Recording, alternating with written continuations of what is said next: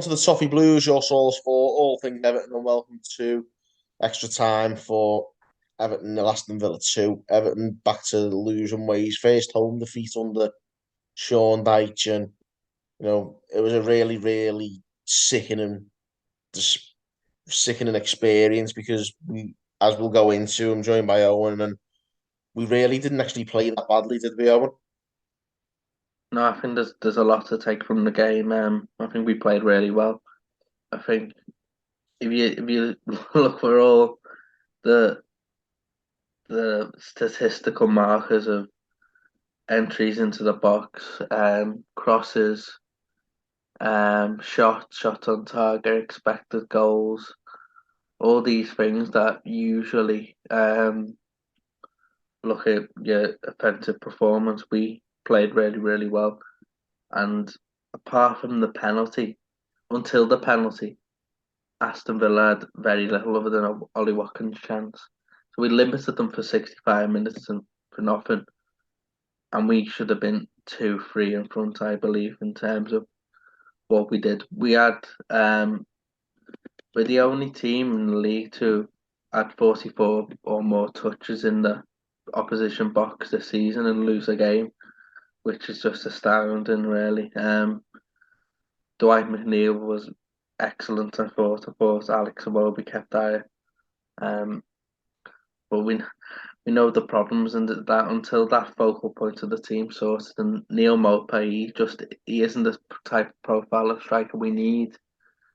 Um, until that's rectified with a Dominic Calvert-Lewin coming back, then you are always on this lottery of whether you can do enough to win a game, and that's the sad reality of where we are. We are playing well. I mean, there's not many teams who are no one in for a team where we are in the league and to be playing that well is quite extraordinary, really. Because I don't know any other team down there who'd have like that many like chances and opportunities in the game against a team of so many good players, and obviously get beaten. It's annoying, really annoying, but It's sickening, isn't it? Because it's worse than playing badly sometimes.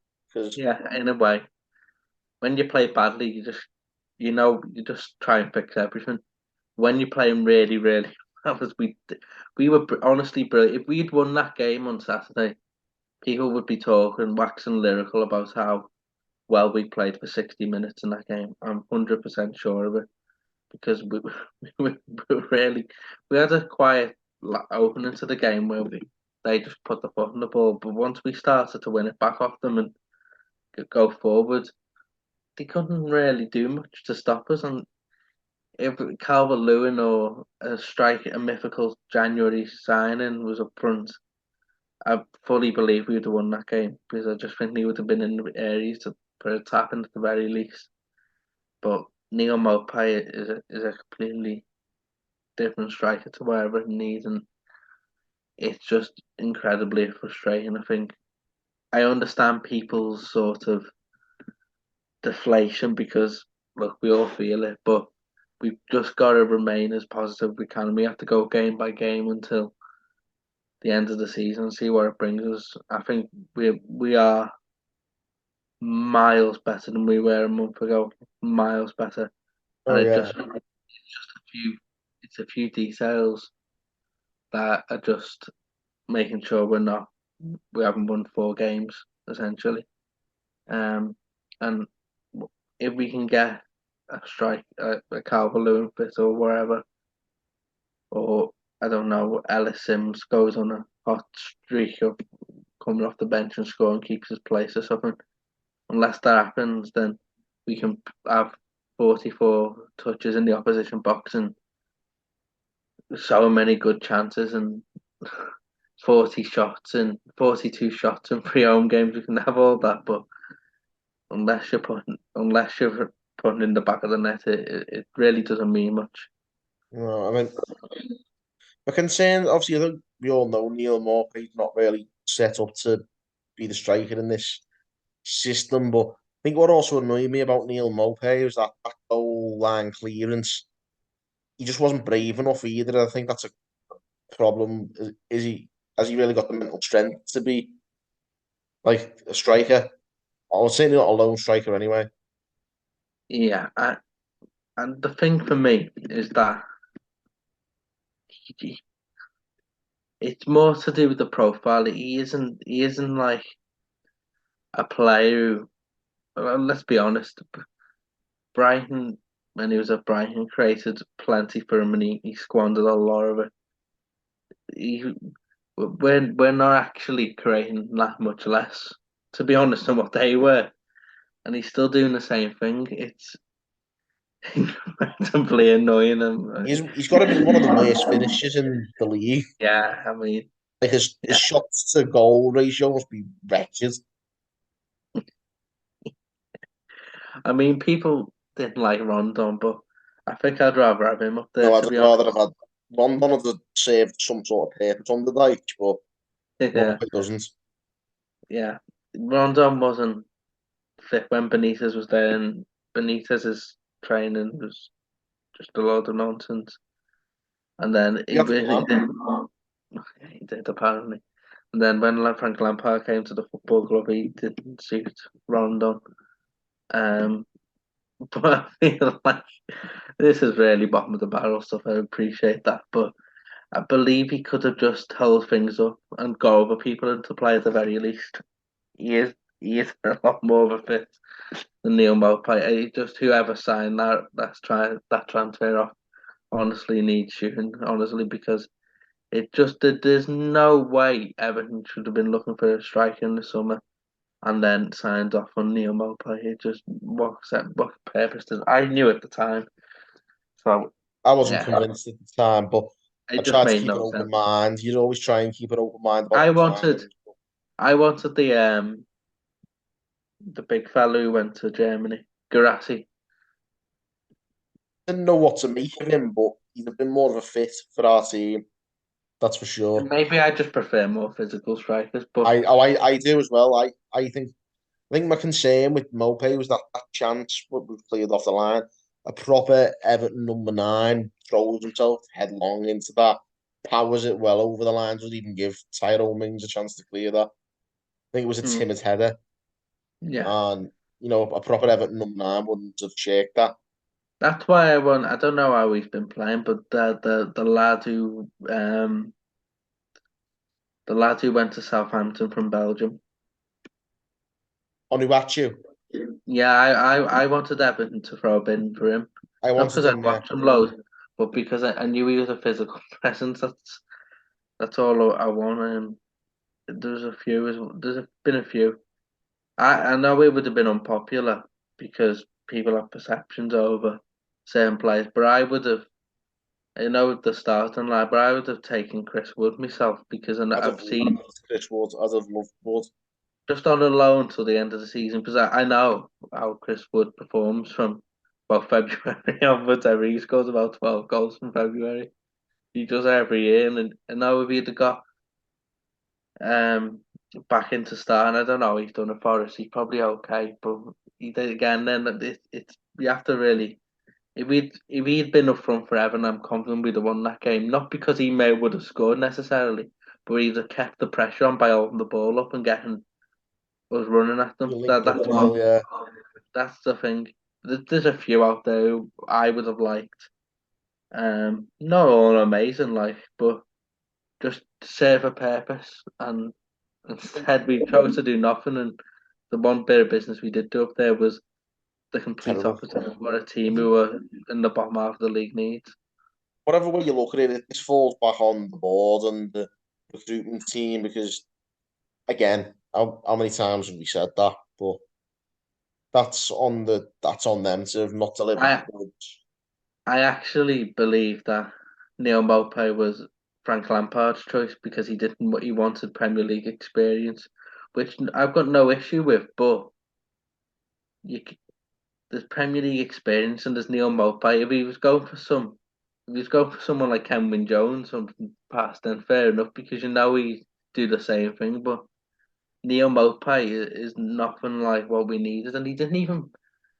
it just nothing made any kind of sense with that signing whatsoever. And it feels like we're really digging him out, but I don't want to do that.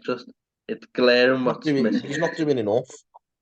The Even two things for me that are glaring in this team is the centre forward and the left back. I think Neil well, Maupay, go on. Neil Maupay isn't good enough for his role, and Mikalenko, whilst often has competent performances, we need something else on that left hand side. Like Seamus Coleman can go up and down and do both really quite well. We need Mikalenko gets by their box and just doesn't know what to do with it, and that's for someone who's we paid good money for is incredibly disappointing. Yeah, I mean, what's happened to Ruben Vinagre? Because he like signed in the summer and we've never used him. Mystery. I don't know. I really don't get that side, especially when we had Ben Godfrey who could have played there. We was never going to play with now, great Lampard, and I don't. I think he's a bit relaxed as a left back for Dyche. You're gonna have to do some defending. But to be honest, I've never seen him play since his Wolves day, so I have no idea. But Yeah. it just seemed a really odd signing. He's been getting on the bench though, hasn't he? I think I've not even.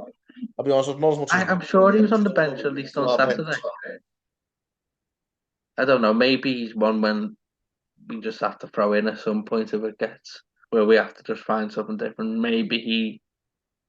That's like an episode in itself. Ruben Benag. He's the Amber Al-Ghazi of this season, isn't he? Certainly is, yeah. I think, but it all boils back to that, like the board and the recruitment team have badly let us down. But how do we solve these problems? Because I don't think we I, can I'm continue I'm with the honestly forefront. looking for two people to come back from injury. Dominic Calvert-Lewin and Andros Townsend. I think if they, Townsend, yeah, I think, but he's got a random goal in him. true. I mean, would you back him to score or the other 11 who have been on the pitch? I'd trust him to score 3 or 4 before the end of the season. I wouldn't go that far. Like maybe the odd one, but I don't know. Maybe he's that crook now. I don't know, but I'm not when confident that he'll deliver the goods, even if he does come back. he isn't great, like, but maybe Town. I saw someone on Twitter before looking at free transfers for forwards. The name Jürgen Lacardi was going about and everything, just Oh, jeez. complete card orders. We are where we are, aren't we? It is really bottom of the barrel stuff, isn't it? But in We terms are. of the performance, like, Nathan Defonso and everything who used to play for Villa. well, that's horrid, that isn't it? But It's not great. as far as the performance was concerned, it was a good performance. But Villa hurt us with some good players, and they also hurt us with a pretty one-sided refereeing display, wasn't it? It was a bad Oh, refereeing performance, that wasn't it? I One of the don't days moan I've about seen that, and that's saying something. if someone who's like nerdy enough can stand me corrected, but I can't remember too many times I've sat on the show and moaned about referees because I kind of think what's the point? But he did do my head in on Saturday because it weren't even like loads of big. It was every small decision just so wrong. He was terrible in. Honestly, if they have anything about him, he doesn't referee a Premier League game next week because it was shocking, like truly shocking. Just pitiful. It was just awful refereeing all afternoon. It was just dire. It just really got on my nerves. And they're a soft team, let's be honest. They were rolling around all afternoon anyway, but he allowed it, and it's really irritating because it seems to be like the same old issues every week with these referees. It's just What's the point of the VAR? Because to not like check these things. there's the penalty which soft, but it weren't even that. It was the 30 or 40 just small decisions throughout the whole of the game. Like he set the tone by booking him Nana after 2 minutes. What? for not It's not just a lot really. exactly. It's He was truly pathetic. I mean, it's even honestly, it's not been like said enough how bad he was, and I don't no, usually like sit here moaning about referees.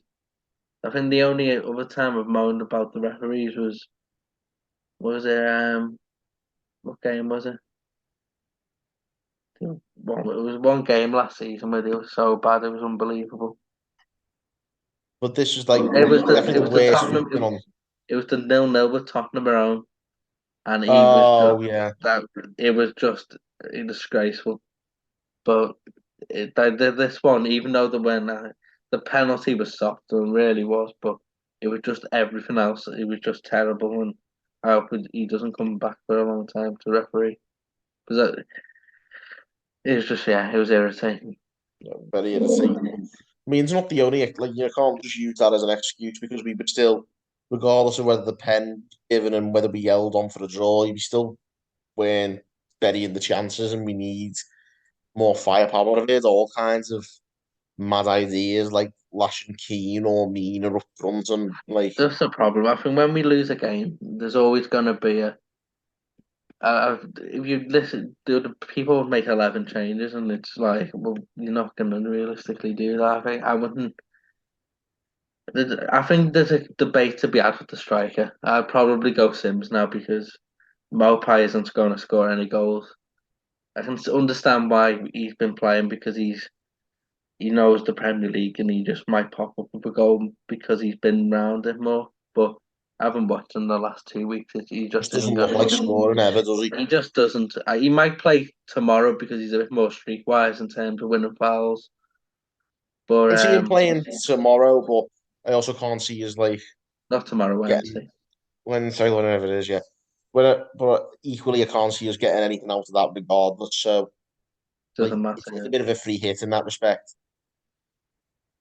No, we'll get into that game, but I wouldn't be surprised. But then I think for Sunday, I'd probably go and Ellis Sims just to get crosses into their boxes. So hopefully someone get on the end of them. Small Probably. players going to do that.